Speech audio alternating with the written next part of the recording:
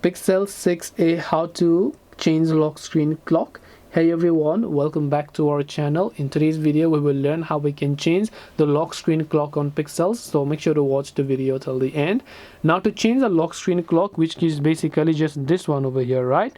Let's say you want to change it. Now I'm on latest Android 14, and with Android 14 you can customize the lock screen by just long pressing on your lock screen. You'll find the option called customize lock screen, and once done just enter your fingerprint to unlock it. Now otherwise what you can do is a long press on your home screen, go to wallpaper and style, select lock screen over here, and once you select lock screen option here, you can just browse to different types of clocks that are actually available in this case. Now depending upon whatever you want, if I close it and show it to you over here, you can see the lock screen clock has been successfully changed.